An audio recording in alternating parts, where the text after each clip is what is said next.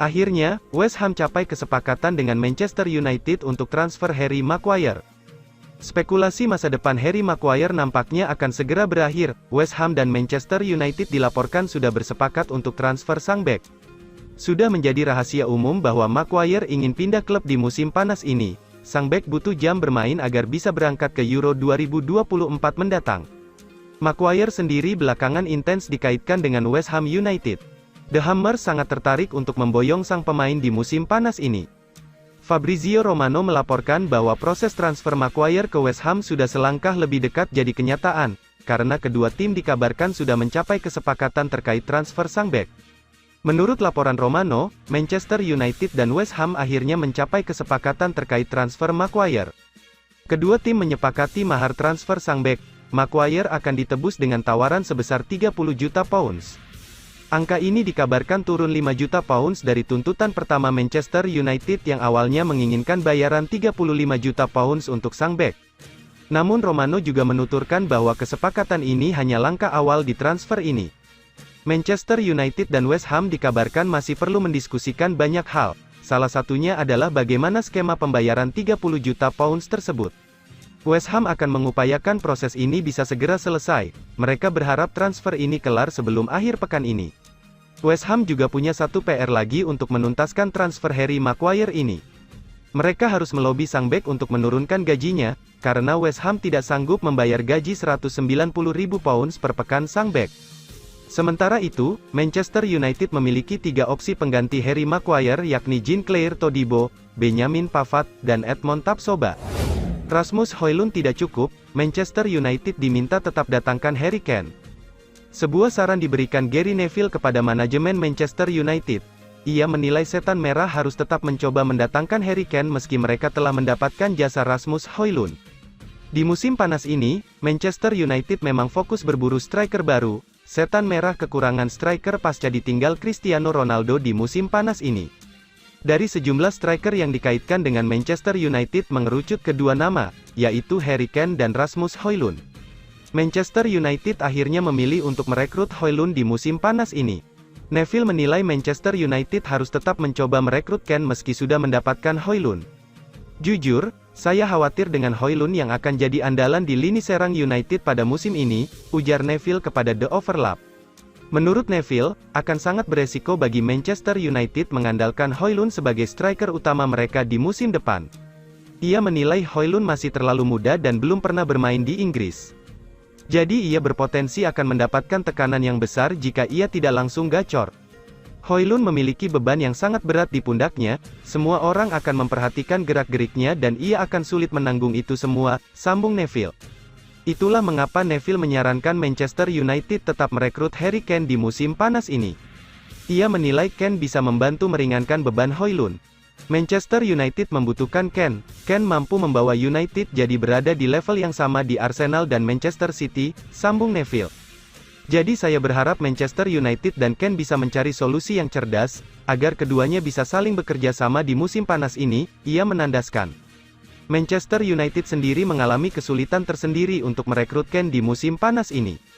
Tottenham dikabarkan membandrol sang striker di angka 100 juta pounds dan mereka tidak mau menurunkan harga itu. Ditinggal Donny van de Beek, Manchester United bakal promosikan gelandang muda ini. Ada kabar baru seputar aktivitas transfer Manchester United, tim berjuluk Setan Merah itu dilaporkan tidak akan mencari pengganti untuk Donny van de Beek di musim panas ini. Gelandang asal Belanda itu memang sudah mengakui secara terbuka ingin pindah klub. Ia ingin mencari klub yang bisa memberikannya jam bermain reguler di musim tahun 2023 sampai tahun 2024. Kepergian Van de Beek tentu jadi masalah tersendiri bagi Manchester United, karena mereka tidak punya stok gelandang yang melimpah sehingga Manchester United harus mencari pengganti sang pemain.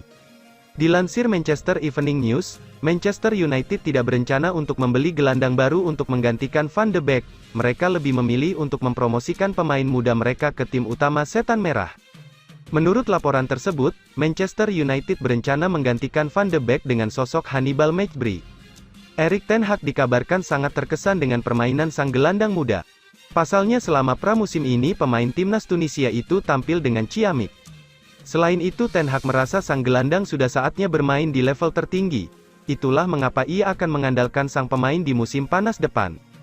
Laporan yang sama menyebut bahwa Erik ten Hag sudah meminta manajemen Manchester United untuk mempertahankan Hannibal Mejbri. Ini disebabkan ada banyak klub yang berminat meminjam sang gelandang, beberapa bahkan datang dari klub Premier League. Ten Hag sudah mantap ingin mempertahankan sang pemain, jadi ia meminta manajemen Manchester United untuk menolak semua tawaran yang masuk untuk Hannibal Mejbri. Meski akan mempromosikan Hannibal, Erik ten Hag berencana untuk mendatangkan satu gelandang lagi sebelum bursa transfer ditutup. Ia ingin merekrut Sofyan Amrabat dari Fiorentina untuk menggantikan Fred yang dilaporkan akan. Erik ten Hag tunggu ledakan Rasmus Højlund di Manchester United. Sebuah asa diapungkan oleh Erik ten Hag, manajer Manchester United itu percaya bahwa rekrutan anyarnya, Rasmus Højlund bakal jadi mesin gol yang mematikan bagi Setan Merah. Manchester United resmi memperkenalkan Højlund sebagai rekrutan terbaru mereka. Striker berusia 20 tahun itu direkrut dari Atalanta dengan mahar transfer yang total mencapai 85 juta euro. Perekrutan Højlund ini menuai pro kontra. Maklum, harga 85 juta euro itu dirasa terlalu mahal untuk striker yang belum terlalu teruji di level tertinggi sepak bola Eropa. Ten Hag sendiri optimistis sang striker bakal jadi pemain top bagi Manchester United.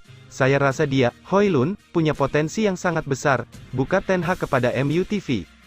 Ten Hag percaya bahwa Højlund bisa mencetak banyak gol bagi Manchester United, jadi ia berharap sang striker bekerja keras dan membuktikan bahwa ia memang layak ditebus mahal oleh Setan Merah. Dia harus mengeksplorasi potensi yang ia miliki.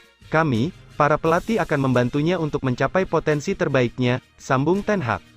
Lebih lanjut, Ten Hag menyebut bahwa Højlund memiliki modal yang bagus untuk sukses di Manchester United.